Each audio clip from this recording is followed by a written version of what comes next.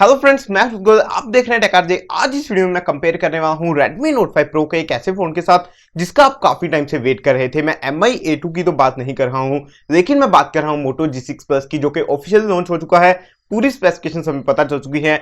इस वीडियो में मैं आपको बताऊंगा कि क्या अभी भी आपको Moto G6 Plus के लिए वेट करना चाहिए उसके लॉन्च होने के लिए, या आपको Redmi Note 5 Pro ले लेना चाहिए। तो आप इस वीडियो को जरूर देखते रहिए अगर आप इन दोनों में से कोई फोन लेने वाले हैं। तो सबसे पहले मैं जल्दी से आपको स्पेसिफिकेशंस कंपैरिजन करके बता देता हूं। लास्ट में मैं बताऊंगा आपको अपने ओपिनियंस और बताऊंगा कि कौन सा फोन आपको लेना चाहिए। सबसे पहले अगर आप बात करते हैं बैटरी की, तो G6 Plus में आपको देखने के लिए मिलती है 3200 mAh की बैटरी। Redmi Note 5 Pro में आपको देखने के लिए मिलती है 4000 mAh की बैटरी, जिसकी वजह से फोन थोड़ा हैवी हो जाता है, लेकिन बैटरी बैकअप बहुत अच्छा आपको Redmi Note 5 Pro में देखने के लिए मिलता है। प्रोसेसर की अगर आप बात करें, Moto G6 Plus में आपको देखने के लिए मिलेगा 630, Redmi Note 5 Pro में आपको देखने के लिए मिलता है 636, जो कि थोड़ा सा बेहतर है 630 से, लेकिन मेरे हिसाब से परफॉर्मेंस में दोनों फोन्स में आपको दिक्कत नहीं आनी चाहिए। कैमरा की अगर बात करें, पीछे की तरफ आपको सेम कैमरास देखने के लिए मिल रहे हैं। 12+5 का डुअल रियर कैमरास दोनों ही फोन्स में आपको देखने के लिए मिल रहे हैं। परफॉर्मेंस कैसी होगी ये फोन के आने के बाद ही हमें पता चल पाएगा। आगे के कैमरा की अगर आप बात करें, तो Moto G6 Plus में आपको 8 मेगापिक्सल का कैमरा देखने के लिए मिलेगा, 8 मेगापिक्सल का। हालांकि Redmi Note 5 Pro में आपको 20 मेगापिक्सल का कैमरा देखने के लिए मिलता है, जो कि बहुत अच्छा परफॉर्म करता है। वहां पर पोर्ट्रेट मोड भी आपको देखने के लिए मिलता है। तो ये बहुत बड़ी एक चीज होगी, बहुत बड़ा पॉइंट होगा जो हमें देखना होगा कि Moto G6 Plus का फ्रंट कैमरा कैसा परफॉर्म करता है। Redmi Note 5 Pro से टक्कर देना बहुत मुश्किल होगा Moto G6 Plus को फ्रंट कैमरा के मामले में। इसके बाद मैं बात करूं, आपको Moto G6 Plus में टर्बो चार्जिंग देखने के लिए मिलेगी, और टर्बो चार्जर बॉक्स के अंदर देखने के लिए मिलेगा, जो कि Redmi Note 5 Pro quick charging तो सपोर्ट करता है, लेकिन उसके साथ आपको अडेप्टर देखने के लिए नहीं मिलता बॉक्स के अंदर। यहां पर एक बड़ा पॉइंट है जिसमें Moto G6 Plus टक्कर दे सकता है और अच्छा बन सकता है Redmi Note 5 Pro से, क्योंकि Redmi Note 5 Pro में आपको फास्ट चार्जर देखने के लिए नहीं मिल रहा बॉक्स में। इसी के साथ अगर आप डिस्प्ले साइज की बात करें, तो ऑलमोस्ट सेम है। Moto G6 Plus में आपको 5.9 इंच की फुल एचडी प्लस डिस्प्ले देखने के लिए मिल रही है, जो कि 18:9 वाली है। Redmi Note 5 Pro की अगर आप बात करें, वहां पर 5.99 इंचेस की स्क्रीन है, जो कि ऑलमोस्ट 6 इंचेस आप बोल सकते हैं। वहां पर भी फुल एचडी प्लस वाली 18:9 वाली डिस्प्ले आपको देखने के लिए मिल रही है। तो ऑलमोस्ट सिमिलर डिस्प्लेज हैं, ज्यादा फर्क वहां पर नहीं है।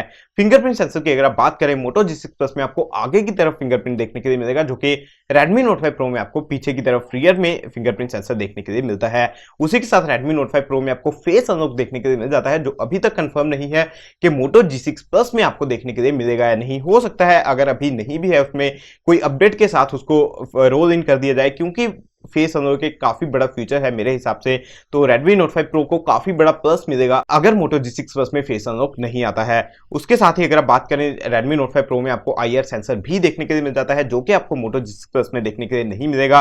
और Moto G6 Plus में आपको देखने के लिए मिलेगा स्टॉक एंड्रॉइड ओरियो, जो कि आपको Redmi Note 5 Pro में देखने के लिए नहीं मिलता है। Redmi Note 5 Pro में आपको MIUI देखने के लिए मिलता है, और एंड्रॉइड नोगेट अभी तक देखने के लिए मिलता है। वो यहाँ पर एक नेगेटिव पॉइंट है Redmi Note 5 Pro का, जो कि काफी लोगों के लिए मैटर कर सकता है। उसी के साथ जो स्टॉक एंड्रॉइड वाला पॉइंट है, काफी लोगों को स्टॉक एंड्रॉइड पसंद आता है उसके स्मूथ एक्सपीरियंस की वजह से। तो मोटो में आपको स्टॉक एंड्रॉइड देखने के लिए मिलेगा, वो एक डेफिनेटली बहुत बड़ा पॉजिटिव हो सकता है मोटो के लिए। उसी के साथ फीचर्स वगैरह की अगर मैं बात करूं, हालांकि MIUI में काफी सारे फीचर्स हैं, लेकिन मोटो के फोन्स में भी आपको बहुत सारे फीचर्स देखने के लिए मिलते हैं। काफी सारी वीडियोस मैंने पहले भी बनाई है मोटो G5s Plus वगैरह पे, जहां पर मैंने आपको बताया है उस फोन के फीचर्स के बारे में। तो अब मैं बात करता हूं अपने ओपिनियंस के बारे में। मैं आपको बता दूं फ्रेंड्स कि मुझे ऐसा लग रहा है कि काफी अच्छी टक्कर होने वाली है इन दोनों ही फोन्स की, लेकिन जो प्राइस है वो बहुत मैटर करेगी। अगर Moto G6 Plus की प्राइस बहुत ज्यादा चली जाती है, अगर आप देखें Moto G5s Plus की प्राइस लगभग 16,000 के करीब थी, अगर ये प्राइस उससे भी ज्यादा चली जाती है, तो मुझे लगता है ये प्राइस बहुत ज्यादा हो जाएगी। अगर आप बात करें 4+64GB वाले वेरिएंट की दोनों ही फोन्स की, तो Redmi Note 5 Pro आपको 14,000 की प्राइस में देखने के लिए मिलता है। अगर 15-16,000 तक Moto G6 Plus आ जाता है, तो काफी अच्छी टक्कर दोनों फोन्स की होने वाली है। प्रोसेसर की अगर आप बात करें, परफॉर्मेंस काफी अच्छी होगी दोनों ही फोन्स की। कैमरा परफॉर्मेंस कैसी होगी वो हमें फोन आने के बाद, जब मैं फोन को यूज करूंगा उसके बाद ही आपको बता पाऊंगा। Redmi Note 5 Pro की कैमरा परफॉर्मेंस बहुत अच्छी थी, वो मैंने आपको दिखाई है पहले काफी सारी वीडियोस में। फ्रंट कैमरा जो है Redmi Note 5 Pro का, वो भी वहां पर बहुत बड़ा पॉजिटिव है, जो कि Moto G6 Plus definitely lag करने वाला है।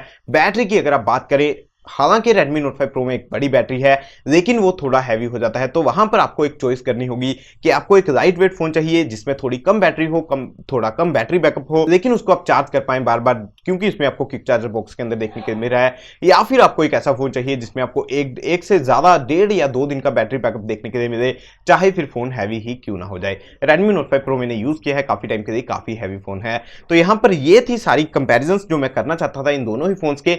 दोनों फोन्स काफी अच्छे हैं, मैं आपको बहुत बार बोल चुका हूं। दोनों फोन्स में जो बेसिक्स होंगे वो सब में कवर्ड होंगे। दोनों ही फोन्स में काफी अच्छी कैमरा परफॉर्मेंस, बैटरी बैकअप, सारा कुछ बहुत अच्छा देखने के लिए मिलेगा। लास्ट में चॉइस आपकी रहेगी। आप मुझे जरूर नीचे बता के जाइएगा कि आपको क्या लग रहा है, कौन सा फोन यहाँ पर बेटर परफॉर्म करेगा। और ये भी मुझे बता के जाइएगा कि आपको क्या एक्सपेक्टेड है, मोटो G6 प्लस की प्राइस क्या होने वाली है इंडिया में। तो इसी के साथ इस वीडियो को मैं खत्म करता हूं फ्रेंड्स। अगर आपको वीडियो अच्छी लगे तो उसको लाइक करना बिल्कुल मत भूलिएगा। अगर आपके कुछ और सवाल सुझाव है आप मुझे नीचे कमेंट्स में बता सकते हैं। हमारे चैनल को सब्सक्राइब करना मत भूलिएगा ताकि आपको आगे आने वाली वीडियोस मिलती रहे। इस वीडियो को देखने के लिए आपका बहुत बहुत धन्यवाद फ्रेंड्स।